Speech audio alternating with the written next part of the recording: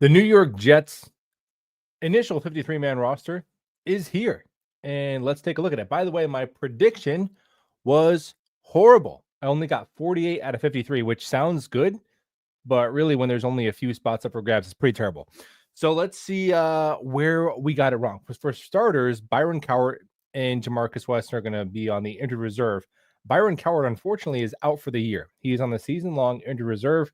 Jamarcus Weston, UDFA linebacker / special teamer, I think really will be more of a special teams ace, is going to start the year on the 4-week injured reserve. And then from there, the Jets will have a decision to make on how they want to work the numbers to potentially bring him onto the active roster. But those are the two spots.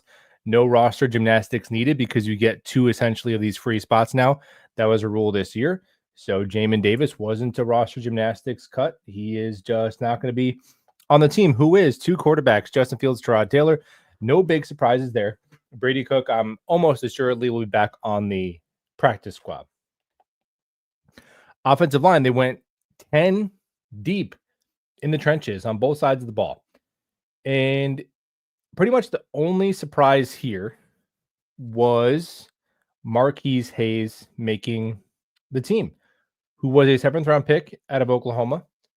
And he actually had a really, really impressive last 2 preseason games, especially from a pass blocking perspective. At least is taking a look at the analytics. He did really well at left guard. So the Jets are doubling down on their offensive line depth. The starters, obviously, Olu, Simpson, Tippmann, AVT, Membu, Myers, and Okorafor, the primary backups. And then Newman and Hayes. And Newman can also play center in a pinch. Hayes is an interior offensive lineman. Max Mitchell has played left tackle, right tackle, and right guard at the NFL level. And we'll see. Like, this is the initial 53-man roster. You know, I know there's freakouts over Xavier Gibson versus Pritchett. And maybe I'm just getting old. I think I can't really get all, forehead veins over Pritchett versus Gibson, man. We got to find out if we have a coaching staff this year, like what's going on with our quarterback. So I can't get too worked up about it. That was probably my least favorite thing. But remember, the Jets took a lot of flack about their process at defensive tackle throughout this whole offseason. And then within 6 hours, it's like boom, boom, defensive tackle is solved. It cost you 2 6-round picks. Right. So let's see what this looks like, next Monday, a week from now. What is the roster going to look like? Is Gibson gone? Is Pritchett back? What are the maneuvers? So we'll see. It's the initial 53, but good for Marquise Hayes, man. He really balled out. I think he and Zaire Barnes are two guys who really made that late push. Braden McGregor as well to make the team. So I thought that was pretty cool. Welcome to the team, Marquise Hayes. I don't think he was on anyone's 53-man roster prediction. He was a bracket buster for sure.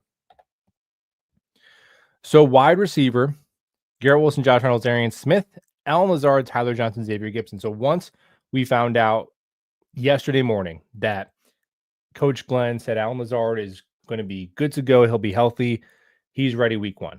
That meant that you were not going to keep Skinner or Brandon Smith, right? Because you're keeping 6 receivers, as we figured, and one of them has to be the punt returner. 4 of them are locks, and then 1 of them are Lazard. So that left no room for Smith or Skinner. I am a little bummed that the Jets weren't able to retain any of the 3 UDFA wide receivers. Just one of them, just for fun. Throw us a bone, Moogie, Glenn. But they leaned with the veteran in Lazard, which I do get. I am kind of over Lazard being on the Jets, but I think if you're looking at it from a coaching perspective, Lazard's a veteran. He gives good blocking. If you're going to do if we're going to steel man the Lazard argument, it's a pretty easy steel man case to make, even though it's not my preference. At the end of the day, I'm a big Brandon Smith guy, but the dude has, no stats at 26 years old. I just trust Smith's hands. And I thought Skinner gave you some more potential upside with his speed and his lengths, and then Pritchett with his yak ability. So I would have liked to keep one of those guys, but they see Lazard as a player who's been a starter on good teams in this league somehow. And there's that. That's it, right? He's been in playoff games, so they're leaning towards experience in that room and hoping they can get some guys back on the practice squad. So I get it. The Pritchett and Gibson one, I don't really understand. I think it's a difficult one to make the case for because although Gibson has more experience, and I know you're always leery with rookie returners, right? Something about a rookie punt returner just kind of gives you the heebie-jeebies. But and I know that Pritchard put one on the turf in the last preseason game, and it's a bummer because that probably cost him his spot. You know, Pritchard just that one muff, it probably did him in. But Gibson has 9 fumbles in his career.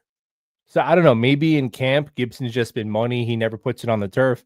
And Pritchard's been bobbling stuff because their reps in camp, they're going to get, you know, 15 times more the amount of reps in camp than we're seeing in the preseason. So Coach Banjo is going to have a bigger sample size of that. But this was the biggest one where I'm just like, I don't get it. All the rest of them, I think you can make a case for. Even Lazard, you know, I don't love it. Even Clemens, I know people are done with him, but Clemens, the way you get rid of Michael Clemens is you name 5 edge rushers the Jets have that are better than him. And until you can't do that, he's on the team. That's the challenge. You got to do that, right? And honestly, maybe you can't. Maybe you can make the same argument for Lazard. Gibson, I really don't get because I think you've seen the ceiling of Gibson, and I think Pritchard might be a better receiver and a better returner than Gibson right now. So that was kind of unfortunate. I thought we were going to be able to get one of those guys, but probably not the end of the world. I mean, we always overestimate the extent to which other teams covet these guys. I think you probably could get 2 of those 3, if not all 3, back onto the practice squad if you really wanted to. All right, what do we got next? Tight end. This was straightforward. No surprises here. Tight end / fullback Mason Taylor, Andrew Beck, Stone Smart, and Jeremy Ruckert.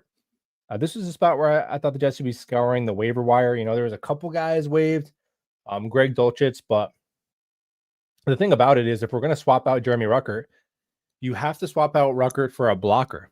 You know, is Dulcich better than maybe someone then I don't know. Do we have 4 tight ends better than Dulcich? Maybe not, but Dulcich is a Stone Smart. He's a pure receiving tight end. So if we're going to swap out Rucker, it's got to be for a tight end who can block, because that's the role I think they see him as. Now he hasn't been a good blocker up to this point, but we'll see how regular season reps go with some of these guys, the Gibsons, the Ruckerts of the world. Not surprised by that one because Ruckert wasn't really competing with Neil Johnson or Zach Kuntz. Like those guys were not making the team. Rucker was more so competing with guys on the waiver wire. So we still could see. There still could be some changes there. Running back. Yeah, this was pretty set in stone. Running back and tight end, I think, were very easy to predict. Breece Hall, Braylon Allen, Isaiah Davis, and then Nwangu. Yeah, man. I mean, he is an elite special teamer. And in 2 of the 3 preseason games, he outplayed Donovan Edwards at running back.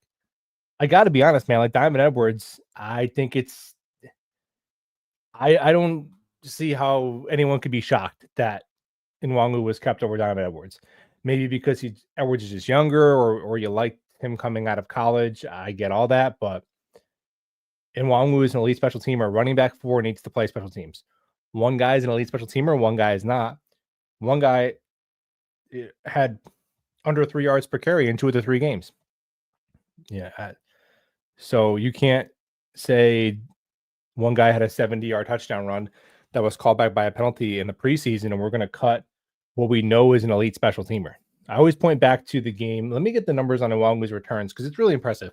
And I always point back to the game of when the Jets played Seattle last year. Nwangu cribbed a touchdown return of like 100 yards. And remember, the Seattle Seahawks fumbled their own kick return. So the Jets got the ball at their like 35-yard line. They couldn't move the ball, of course, because that was one of our like 4.7 yard per attempt master classes of last year. But and then the Jets get an easy field goal. So Kane Nwangu spots you 10 points in that game. Here you go. Here's 10 points. Off rip. You're up 10-0 thanks to Kane Nwangu. You still lose that game somehow. But the way I see it is, man, are there players like is Donovan Edwards capable of giving you 10 points in a regular season game? No. As a running back 4? No. Kane Nwangu has shown you that he is. So this is an easy decision. It's me. I am a big part of the Kane Nwangu fan club for sure. He's got 71 returns in his career and 4 touchdowns. That is an insane clip. He was an all-pro special teamer in 2022. And he's top 15 in NFL history in average return yardage per kick. Yeah, this is easy, man. You keep Brad Smith over Bam Knight, and you do that any day of the week. Next, 10 defensive linemen. So we had a late surge, which is pretty cool, man, because I don't know. We'll never know. But you have to wonder, before the 3rd preseason game, were Marquise Hayes, Zaire Barnes, and Braden McGregor going to make the team? I think they might have earned themselves jobs in that last preseason game. Braden McGregor had 6 pressures in the last game. That is a phenomenal game and a sack. So McGregor, to me, I was hoping that he would make it over Watts. I know Watts is a big, strong, physical run defender, but Watts cannot rush the passer at all. At all. How many guys can you roster like that? Because they're hoping that Clemens can be their big, strong run defending edge, be more disciplined, and be effective that way. And I think Clemens can kind of do it a little bit. But they needed some juice off the edge. Tyler Barron is supposed to be that guy. Obviously, they're going to give him a chance as a guy they traded up in the 5th round. So they're going to give him a chance to simmer and develop a little bit.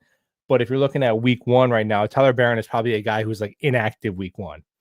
And they needed somebody else who could win a rep one-on-one on the edge. And I think Braden McGregor, although he is very hot and cold, he against the run, some of his reps, man, it's like he cannot play on 1st or 2nd down. But that's okay. He's demonstrated a niche skill of a 3rd down pass rusher. So he is like the Will McDonald backup, right? Because Will McDonald can't play 100% of 3rd downs. So that's kind of how I see Braden McGregor. I'm super happy that Leonard Taylor made it. Leonard Taylor was the only guy in the bubble that I was going to have like a disproportionately unreasonable reaction if he was cut. Because I just think he's their second. He might be like, okay, I'll put it this way. JJ is on the mend, right? So week 1, we don't know what JJ's got. I have a sneaky suspicion JJ's just going to have a freakish, awesome recovery from an ACL. But maybe he doesn't. Like week 1, if JJ's kind of limited or rusty, just to win a pass rush rep, McDonald, Quinnen, I don't know if number 3 isn't Leonard Taylor. So, and he's made some splash plays against the run. Now, he's never going to be a run stuffing one tech who just, takes on double teams. That's never going to be his game. He's more of a explosion, finesse player. He's got a little bit of power. He has a little bit of power, but more of a gap shooting type of penetrating 3 tech is what he is. But you can make some plays in the run doing that. He really reminds me of Quentin Jefferson when he was here. And Quentin Jefferson wasn't a great run defender, but every now and then Quentin Jefferson would shoot a gap and have a nice tackle for loss. And he would do it just often enough to justify keeping him out there on any down. And that's how I kind of see Leonard Taylor. So I think Leonard Taylor, we'll see. There's some competition in this room, but I think Leonard Taylor could earn himself a nice role. Same thing with Braden McGregor. Like, what do you do? I rush the passer. Leonard Taylor rushes the passer. And I think he plays the run a little bit better than he's given credit for. Obviously, the 2 guys they traded for made it. No other real surprises here in the defensive line room. Linebackers. So Jamin Davis was a surprise to me, but we already knew about that because he was cut a couple of days ago. And so Zaire Barnes in for Jamin Davis is the big surprise here. Didn't see that. Zaire Barnes lives on, baby. I was a huge fan of the Zaire Barnes draft pick. He's probably not any good, but he is good enough to hang around for the time being. He might be the guy who goes when Jamarcus Weston comes back. But Zaire Barnes had a legacy game, man, in that last preseason game, and he earned himself a spot. He's very incredibly athletic. I think he is like a Walmart Quincy Williams, right? He's athletic. He sometimes over pursues plays, but sometimes he'll blow up a play. And you remember, I'm not saying he's ever going to be Quincy. Like, let's be quiet. Is he ever going to make an all-pro team, first team all-pro? No, nobody's betting their money on that. But I will say with Quincy was a late bloomer. Quincy was not a starting linebacker until he was older than Zaire Barnes is now. So we'll see. I got a good feeling about Zaire Barnes. Obviously, Kiko gets it as a rookie. Sherwood, Quincy, your starters, and Marcelino McCrary Ball, who's a depth guy in line and special teamer that they like. So 5 linebackers. I know Salah typically carried 4, but I think that we will see more 3 linebacker sets out of a Glenn defense. So kind of makes sense that they go an extra spot. Cornerbacks. Sauce, Stevens, Thomas, Michael Carter, Stiggers. So the only question here was, were they going to keep 5 or 6? Because we knew who the 5 were going to be if they kept 5. And we knew if they kept the 6th, it was going to be JBC. Well, I thought that. Maybe Monroe, but I thought JBC. Yeah, bummed for JBC. So I think Brandon Smith and JBC were the two guys, and Pritchett maybe, that I hope to be on this team. But I think it was just a result of them going heavier in other rooms. They went 1 extra 1 on the defensive line, and they went an extra spot on the offensive line. And those are 2 spots where you definitely want to be deep. Obviously, Isaiah Oliver has played corner. I think Malachi Moore could do some, whatever you want to call it, big nickel 3 safety looks to give you some flexibility there. And then hopefully we see JBC on the practice squad. I don't know. Maybe JBC is just a preseason warrior, but I thought the last 2 preseasons, like him and Brandon Smith, I'm like, these guys have shown something. But then again, nobody came and got him. So we'll see how it goes. But those are the 5 corners. Safety was pretty straightforward as well. Your 2 starters in Cisco and Adams, maybe more, but Cisco and Adams is to start. And then Malachi Moore, your rookie 4th-round pick, and then Isaiah Oliver, your Swiss Army defensive backup. Special teams, all safe, Nick Folk, Austin McNamara, who has been money in the preseason as a punter. I think the special teams bounce back is definitely something I would expect on this team. It's just hard to imagine Nick Folk being as bad as Greg Z. And McNamara has been, you couldn't have been more. He was probably the most impressive player in the preseason, right? And it's not like, I don't know, it's not like Tack McKinley being really good in the preseason, because if you can punt, I don't know, is he going to get the bright lights? Are going to be too much? He's going to forget how to punt, maybe. But I think if you can punt, right?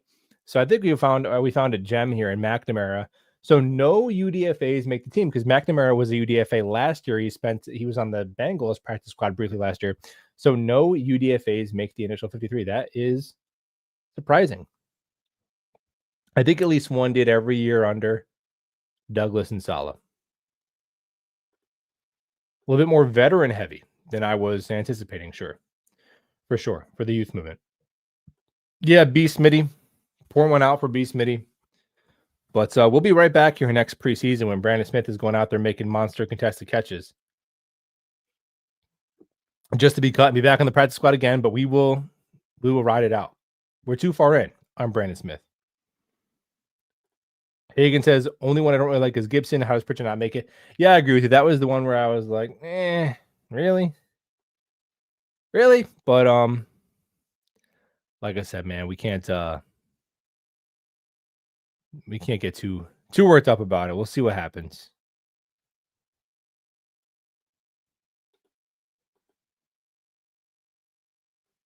Walk off punt return. Well, Gibson owes us another one, man. You got to give us one like every 2 to 3 years to re-up his roster spot. All right. It's been, that feels like it was about 10 years ago against Buffalo. So we're going to need it. We're going to need one against Pittsburgh, Xavier. Give us one more. Then you can stay on the team for 2 more years. Then I will make that deal. I would keep Xavier Gibson on the team for 2 more years if you could guarantee he would win the Pittsburgh game. I would make that trade. I really would. Maybe they'll use Gibson more on the offense.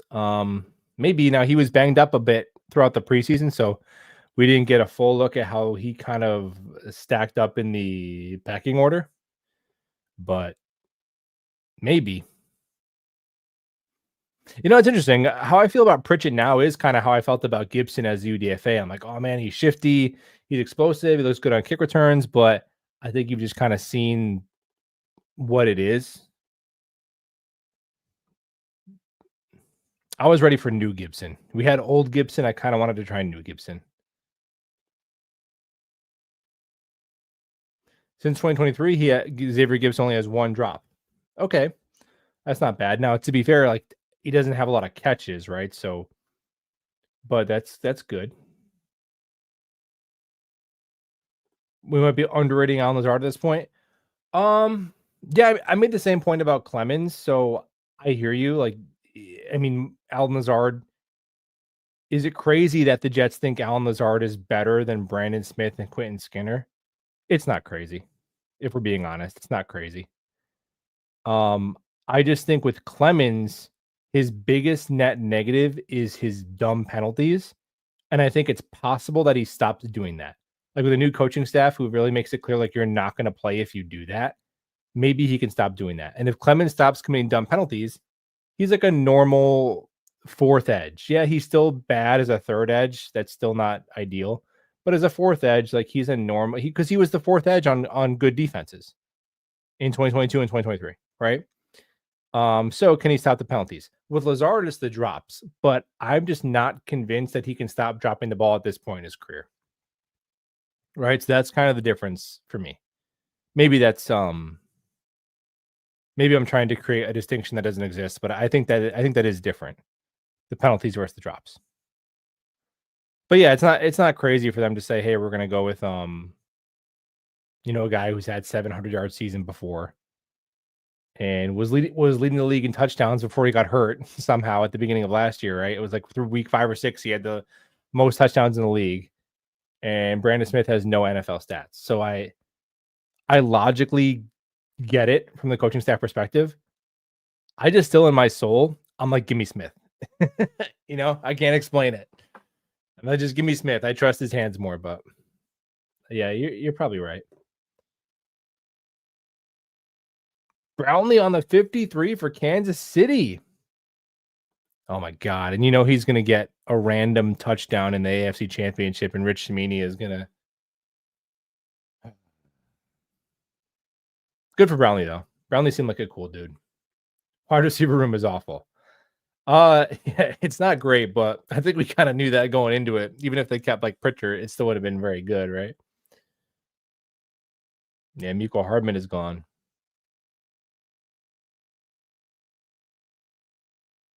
Yeah, that's what I'm saying, Sam. It's like that one drop, but like I don't know, maybe just because it was right in front of their eyes, it just leaned them one way or the other. I'm excited for Beck, says Dinosaurs. Yeah, Beck is awesome, man. Beck, even in the preseason, you saw some really good blocks. And I think that dude, tight end blocking was such a weakness of this team last year. Was such an under discussed weakness because it's like everything else is so bad. How are you going to talk about tight end blocking when you can't even make a kick and you don't have a real coach? I get it, but it was a big weakness of this team, particularly in their ability to run the ball. And it not only from a personnel standpoint, just like guys not. It's like, did you practice? Like this is clearly wrong. There's guys like Brian Baldinger and former Dan Orlovsky showing how like this is schematically wrong how you run the ball. So it's not me saying I know more than Keith Carter. It's like other actual real NFL analysts were saying this about the Jets offense last year. So yeah, but even the play like where Andrew Beck kind of goes on a reach block and he takes out two dudes, and that allowed Arian Smith to turn the corner on that jet sweep in the third preseason game. I'm like, if he doesn't make that block, it's a 2-yard gain. He makes that block, it's a 10-yard first down. Like that's such a big difference, man. And there's no stat for that. Well, there's analytics for it, but nobody cares. There are guys on this roster that won't be after tomorrow. Yeah, that is correct. Well, we'll see about Pritchard. I don't think we've seen the last of Pritchard. He will get another opportunity. I would say that.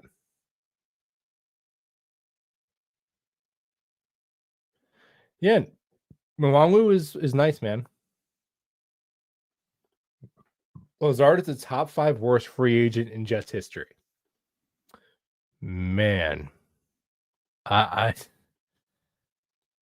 I'd have to think about that. Who is the corner? Why is his name escape me? The corner we signed from the Rams. He was worse. Tremaine Johnson. He was worse because that was a lot of money. By today's NFL standards, not that much, but at the time it was a lot. a lot of money. Lakin Tomlinson honestly might be worse than Allen Lazard because that was a lot of money, and he was a liability on the offensive line for a couple of years. They're truly like we had guys like Lakin Tomlinson, CJ Uzama, Alan Lazard, Dalvin Cook, Hassan Reddick, and Tyron Smith were legitimately the worst acquisitions, like free agent or off-season acquisitions at their respective positions for those years. Like that's some tough stuff to overcome. But I don't know if he's top 5. There's a lot of bad ones. It's not well, the thing is that you gotta look at the contract he's on now. He's what of almost the vet minimum player. That's fine. Obviously, the initial contract was obviously pretty egregious.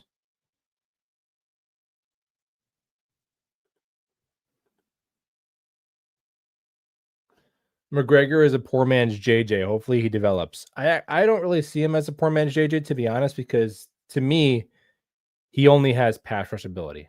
And I know he's a pretty big kid, but against the run, and it's not like I watched every single one of his snaps the past 2 preseasons, but when he gets washed out in the run, like he just gets taken out. He gets just taken for rides like 10 yards downfield. So I think he's more of just a pass rush only, like a third down player to me.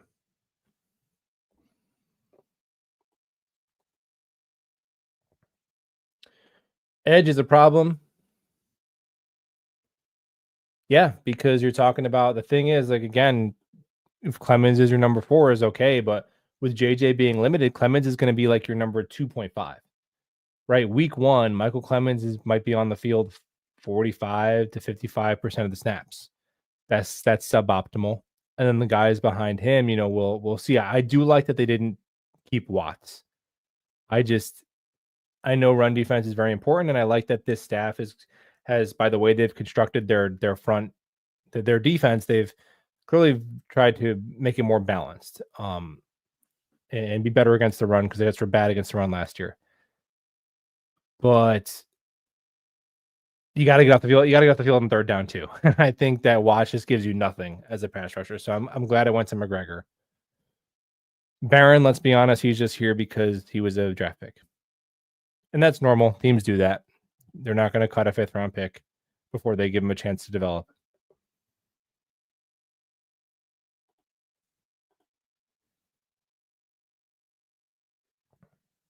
Leonard Taylor might get cut with waiver moves. He might. I hope not. Did Barron even play during the preseason? He did. He just didn't really do much. Rico says, I get a feeling that if Cowart wasn't on the season-ending IR, LT3 would have been cut. He has to make the most of this opportunity. Well, the only thing I'll say about that is, would they have traded for 2 defensive linemen if Cowart wasn't hurt? You know what I mean? So maybe they only trade for 1. And then the math works out the same. But you're right. I think he was their 5th guy. So he was definitely on the fringe there. Who is the 3rd linebacker starting? Well, I still think that the primary defense will be your standard 4-2-5. So Michael Carter will be a starter and not the 3rd linebacker. Now, who will be that primary linebacker in sub-package defenses? I'm going to guess it's McCrary Ball, but dude, I don't know. I didn't even think. I thought it was going to be Jamin Davis 5 days ago. He's not even on the team. So I don't know, man. Maybe Kiko? I would love for the answer to be Kiko. I love when rookies just pop and show you something their rookie year. Something.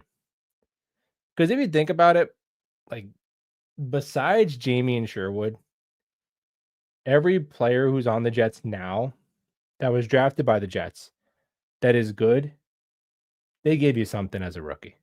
Even the guys who weren't 1st round picks like Michael Carter, right? He gave you something. Tony Adams for a UDFA was like, whoa, okay, this guy, he was like kind of almost starting, right? I wouldn't say he's good, but you got what I'm saying. Brees Hall, it was like, yeah, that's going to work. Garrett and Sauce, it was like, yeah, cool. Olu, ABT, Pittman, Jermaine. Like Jermaine wasn't a starter, but you're like, okay, that's a football player. That's gonna work. Um, Easier for first and second round picks because they get more opportunities, but you want to see it right away. Like guys who start like inactive and they're a fourth or fifth round pick, it's like, ah, yeah, here we go. I like if we could skip that step a little bit, at least with one of Barron or Kiko. I think Kiko has a better chance. Like, can Kiko be the third linebacker? That'd be nice. Yeah, Barnes showed out, man. Xavier Barnes legacy game.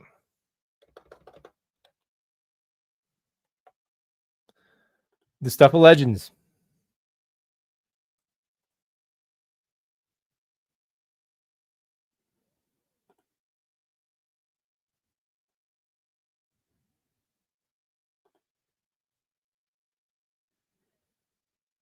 What about Jelani Woods? The guy could block way better than Rucker. Yeah, man. So Woods, he's done almost nothing the past couple of years because he's been hurt. I loved him coming out of college. He had an exciting rookie year. Yeah, I'll take a shot on his tools over Rucker, man. I would give it a shot. I don't want this to be like the Max Mitchell and Jeremy Rucker suck channel. But if you're gonna keep asking me for spots where a move could happen, that's gonna be where I'm gonna point until it's not. What if Rucker's good? Wouldn't that be hilarious if Rucker was just a really good tight end too all of a sudden? I would automatically know that we have a good coaching staff. That would be such a like, especially on offense, man. Because you know what? I already think like, like Stevens is gonna be fine. This contract we all hated. I think he's gonna be fine. He probably would have been fine under Saleh and Coach Odin and Coach Manuel. What I want to be different is, can we get some of those on offense? Can we get guys that were like Arian Smith? Fans hate it. This is a reach. This is developmental. It's Stone Smart. Because we never got any of those scrap heap guys on offense. It was always JFM, Quincy, Tony Adams, Michael Carter. Those fourth, fifth round picks, UDFAs, scrap heap waiver wire guys. Bryce Huff. Yeah, got like a half dozen of those on defense under Saleh and Douglas. None of them on offense. Every player that we had successful on offense was just literally a first or second round pick. That's it. Maybe a high price free agent now and then. So, man, if a guy like Stone Smart can contribute and Arian Smith looks promising as a rookie, like those guys are canaries in the coal mine for this staff on offense.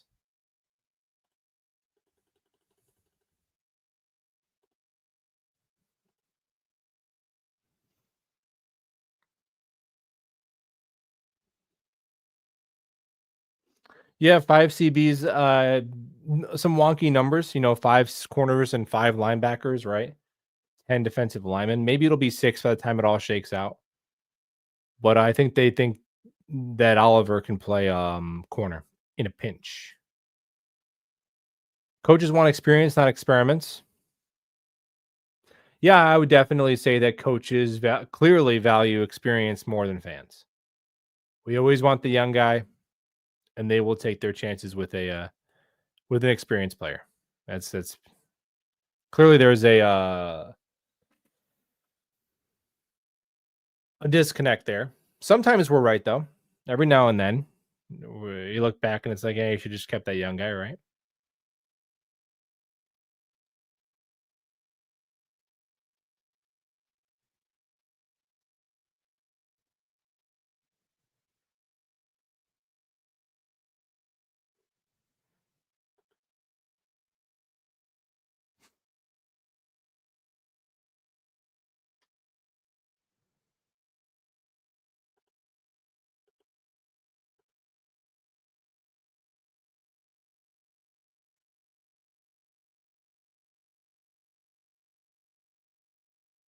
Tony Jefferson is a name to look at. I saw he was released, and right away I saw that he was 33, and I'm like, yeah, come on, that's another. Who was the safety we brought over from Green Bay last year after Chuck Clark got hurt and he did nothing? But I will. How many games did he play? Because Tony Jefferson, his nerd stats look pretty good, especially against the run. How many games did he play in? Who are you cutting though at safety? I think your easy answer would be Tony Adams, but I don't think they're going to do that. He played in 8 games. He was retired in 2023.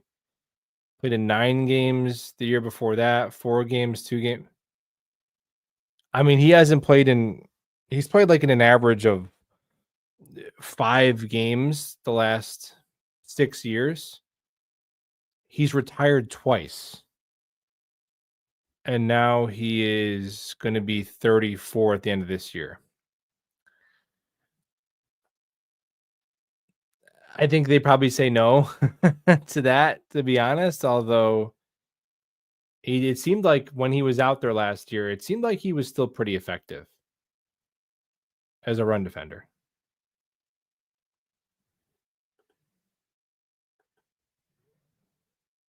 You know, because I think with Jefferson, that's really the role that you would have Malachi Moore play. A guy who you're having him sniff around the line of scrimmage. You're not asking him to be a rangy ball hawk who's playing the deep middle and cover one. Prototypical strong safety, right? But I think that's like just play your 4th round pick instead of a 34-year-old Tony Jefferson.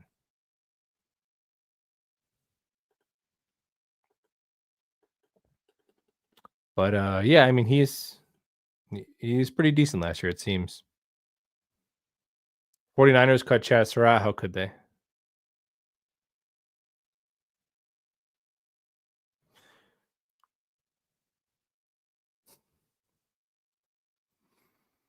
This roster is underwhelming. Yeah, when you look at it, you don't. It's you got to squint. You got to squint to see to see a lot of wins. But dude, it looked stacked last year. It looked so stacked last year. So we'll see. It's not completely devoid of talent, but it's like meh. It's kind of a meh roster.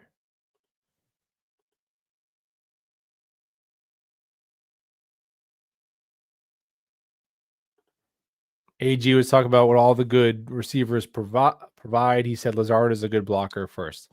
Dude, this team is telling you they're going to run the ball a million times a game. It's a million times a game. Your wide receiver room can't be awful with Garrett Wilson in it. Yeah, I think that's a fair point, especially when they're going to run, either some 12, 13, 21. They're going to run non. Why am I making this complicated? They're going to have less than 3 receivers on the field a good amount of time. So a lot of times it'll be 2 wide receivers, and Garrett Wilson is half of the receivers you're playing. So if it was a team like that was going to run their offense like the Cincinnati Bengals run their offense, then it would be way more of a problem to have the wide receiver room constructed the way that it is. Now it's still the modern NFL in 2025. Like let's be honest, them having only one good receiver is suboptimal. There's some variables. We'll see. Now there's a world in which Josh Reynolds and Alan Lazard have both been like wide receiver 3s at times in their career, and then they've both looked at times like, oh my gosh, why are you on a team? Does Arian Smith do a normal 4th round rookie thing where he's allowed to play and he catches 310 yards and 2 touchdowns? Has a couple explosives on design touches like jet sweeps or whatever. Maybe adds 65 yards on the ground and a touchdown. So close to 400 total yards, a handful of touchdowns. And is Mason Taylor going to have a Dalton Kincaid kind of rookie year where he's a 600-yard guy right away? Or does Josh Reynolds look like he's just done? And it's like, oh, he's a non-factor. And Alan Lazard is dropping passes or hurt. Alan Lazard did. The thing about Lazard is he admitted, you know what rubs me wrong about Lazard? He threw in that towel the second Rodgers' Achilles went down. And he just collected his check and he said, "I'm gonna wait till my guy is back." And then in the and then he was at the soccer ball, and then he was at a healthy scratch for like Fireman Ed or whatever. Fireman Ed got to play wide receiver over him. Um, just Fireman Ed and Will Parkinson both, I think. And then the next year he comes out and he's killing it in the beginning of the year. And they say, "What's different?" And he says, "The quarterback." And they're like, "Is there anything else?" Like, "Nope, just the quarterback," which I get. Aaron Rodgers is better than Zach Wilson, but dude, you still were being paid by the team. You can't just say he's saying he can only be a functional wide receiver with one quarterback, and we no longer have that quarterback. That was a thing that happened with Lazard. He's saying I can only have value under a very specific set of circumstances that no longer exist.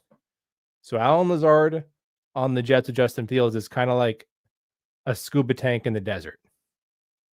It's heavy and it hurts my back. But Alan Lazard, he's gonna have a probably one of those first 4 games will have like a two touchdown game. Probably that's how it goes.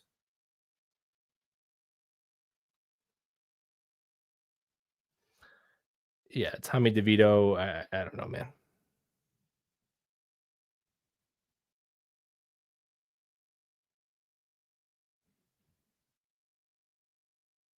Le'Veon Bell, yeah, that was a bad one because that was a lot of money. At the time, Reddick is worse. Reddick is worse than Lazard. Reddick is worse than any of them because of how annoying it was, and he cost the draft pick. Tyron Smith wasn't that bad though because we had Olu to play, and his contract was pay as you go, so he didn't get anywhere close to that like 20 million that his contract originally said. It was still bad, but it wasn't like a disaster level. Bad, and it was 1 year. You know, it's 1 year and then it's done. The thing that sucks about Tomlinson and Lazard, like some of these guys, that the dead money, like Tyler Conklin, we're paying until like 2096. It's insane. It's those guys that you keep like CJ Mosley, where you keep redoing that contract. If it's just a 1 year deal, like even Dalvin Cook, okay, it sucked. He was washed. It was like 1 year, 8 million, then he's off your books, and then you forget about it. Those aren't the ones that kill you. But it's crazy if you look at the dead money that we're paying guys. We're paying like Mike Williams most of his money still. It's crazy.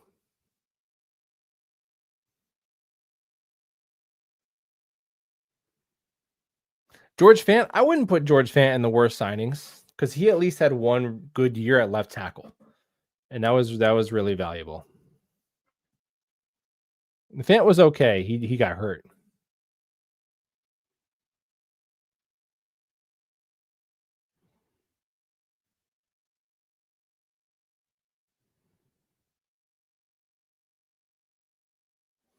Ruckert and Gibson don't deserve a roster spot. I can't give you a rebuttal to that. Don't have to cut a safety to add one.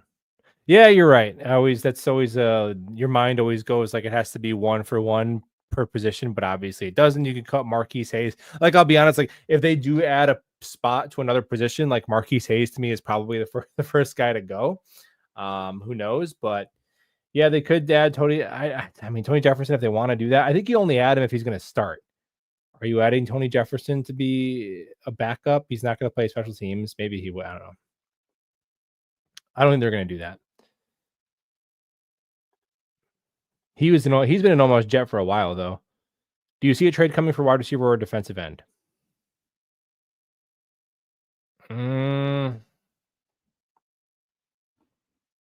I wouldn't bet on it. I wouldn't bet on it. I don't know if the roster will look the exact same, but I wouldn't bet on a significant trade.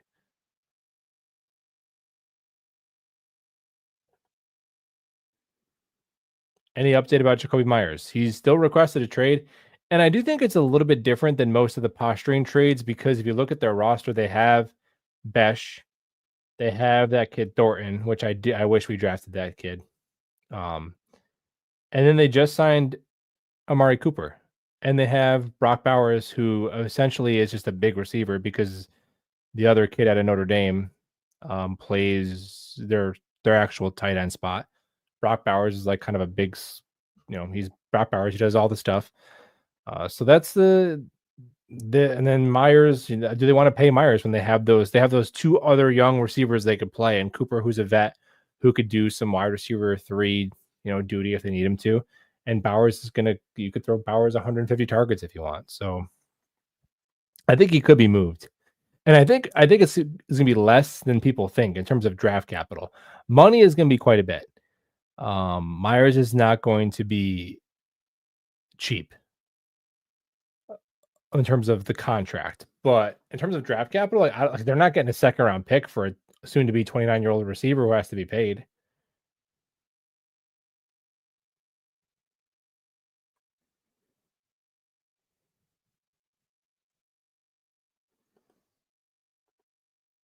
Moore is going to play a lot. Yeah, I think Malachi Moore will be on the field probably the most of the day 3 picks. Probably, I'd say. Hope to see more of Arian Smith. Am I crazy to think that if we win week 1, we can have some good momentum going into the Bills game and beat them? So the realistic Jet fan in me, which is all I can try to be. I think my prediction for how the Jets are going to start the season is they are going to pull off an emotional upset win over the Pittsburgh Steelers, and we're going to be feeling ourselves, and then we're going to come back home and get our doors blown off by the Buffalo Bills and be 1-1. But I would take it, man. I would take 1-1. You got to find a way to win one of those first 2 games because they're both tough. And you don't want to starting 0-2. It's like, look at your playoff chances. You start 0-2, you're almost done. 0-3, you're like 95% done. 0-2, you're 80% done. And the Bucks are no slouch either. So you don't want to go 0-3 heading into Tampa. That's not good. Then we're already talking about, and then if you start 0-3, we're talking about which quarterback we're taking next year. And at the end of September, I don't want to do it. But if you're asking me which game is more likely to win out of the first 2, I definitely think it's at home versus the Steelers.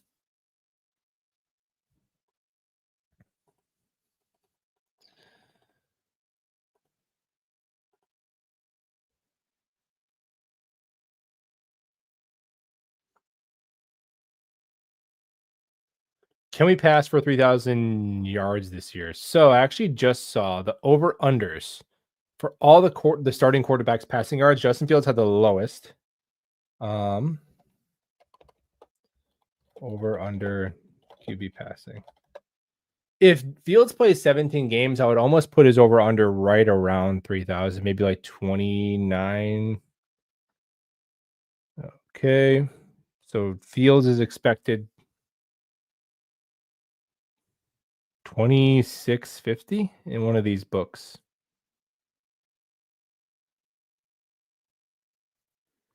That's not a lot.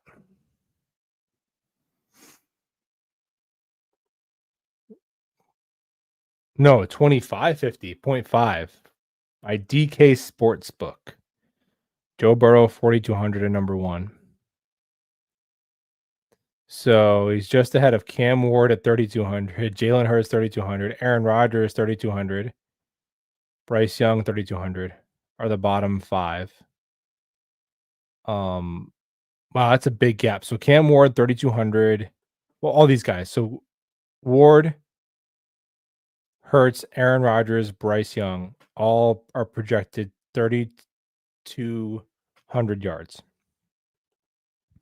And then Fields 2,550. So like 700-yard gap between Fields and the next guy. I would take the over on 2,550 yards from Fields. Now, obviously, these are factoring in like potential injuries. Who's going to play the most amount of games?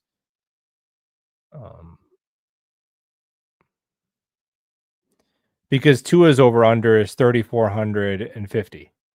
We know if Tua plays 17 games, he's throwing for 4,000 yards. So they're obviously baking in, like, is he going to miss games?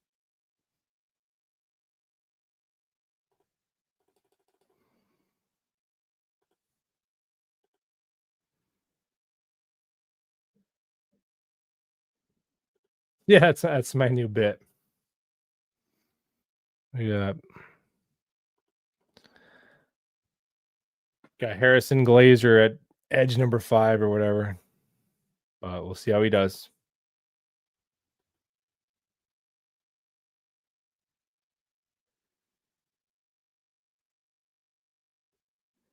Yeah, I think Mike Williams did retire. Tearing an ACL at 30 years old is tough. Marquise Hayes, I just found out who Marquise Hayes was in the final preseason game. I was like, oh. So I was like, he's better than Cole Aveo. But no, I did not think he was going to make the team. Wasn't even on my radar. Is Tony Adams the Michael Clemens of Ashton? That's a good one. Yeah, I think you're on to something there. Adrian Martinez is the Steve Young of Chris Travelers. He's a Chris Traveler. Now I'll give you, he's the best of the Chris Travelers. He is the best one, but he is one. I have my uncle in my Family Jets group chat has been for 48 hours now that Adrian Martinez has been cut. I'm like, dude, go look at like Shane Buchele of the Buffalo Bills preseason stats. Like every team has a QB3 who can go out there and do this in the preseason. I'm sorry. If Adrian Martinez goes to the UFL this year and then back to a practice squad and then eventually makes it as like an NFL starter at 27, 28, there's going to be a movie about him. Like, and we wish him well. We wish him well. And to be fair, I don't think Brady Cook is going to be that good either, but I don't know, man. Like Martinez, we quite literally people said the same thing with Traveler. It is indistinct. Maybe it's not the same people. Maybe you didn't like Traveler, you liked him reverse. But the Martinez discourse is indistinguishable from Strebler. I think he will start 0 regular season NFL games. Now, maybe he can stick around as a QB3. He's got some improvisational ability. He can throw the ball a little bit. He's probably better than like Tim Boyle, and Tim Boyle has been in the NFL, so maybe he's got a shot there.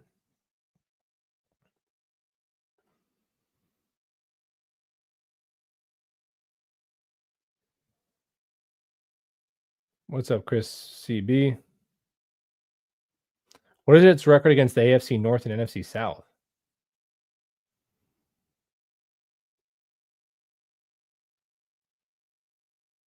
So I'm guessing you play both those divisions. We play both of those divisions here. Okay. The South. So we got NFC South Saints. They got to beat the Saints. The Saints are not trying to win games. The Saints are not even seriously competing. They're starting Desmond Ridder. That'll probably be the rookie by the time we face them. But dude, if we lose to Desmond Ridder, no. You got to beat the Saints. Carolina, I keep thinking is going to improve every year, and they don't. But I did like the additions they made on their defense. They really turned over that defense, and I like the McMillan pick a lot for them. I love T-Mac. I think he's going to be so good. I think he was the most over nitpicked prospect in this draft class. Wide receiver 1. Matthew Golden, hipsters be damned. Okay, well, Atlanta, and then who else is in the division? Atlanta, Saints, Carolina. Is it the Bucks? Yeah, Tampa, right? I would say 2-2 versus the NFC South. AFC North, that's tougher. Steelers, Ravens. I would say 2-2. I would say beat the Steelers and the Browns, and I would say you lose to the Ravens and the Bengals. I think at Buffalo and then at Baltimore are the 2 toughest games on the schedule.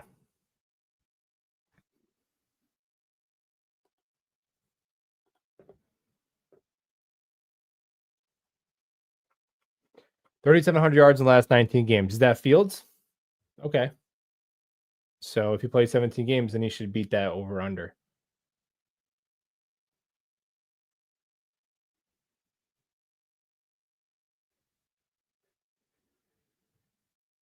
Yeah, the start of the schedule, like it. But you just gotta look at week 1. Don't look too far ahead. You'll get scared. You just gotta look at week 1. Oh, Spencer Rattler, not Desmond Ritter. That's the same thing. That's the same thing. Respectfully, it's the same person. You can't convince me that's not the same person. They play the same way. Spencer Rattler.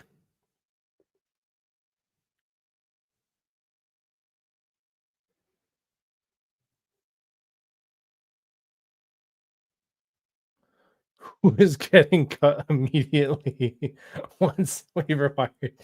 Um, I don't know how they see the like again. I mean, I would have thought Jamin Davis was a near lock, and I just found out who Marquise Hayes was, you know, 5 days ago. So I don't know.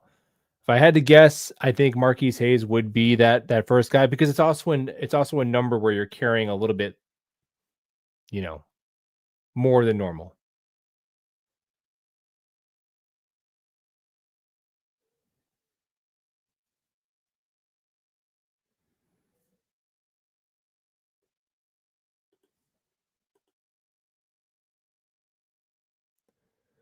Another head coach that will keep veterans even if they're outplayed. Well, we'll see. Like if he's doing that in the regular season, because yeah, that was obviously a flaw of the previous coach. It would take so long for some guys to get a chance over other guys, but we'll see. But I'll leave it there. I appreciate you guys hanging out. If you want to hit the thumbs up on your way out, that'd be cool. And we'll talk Jets tomorrow.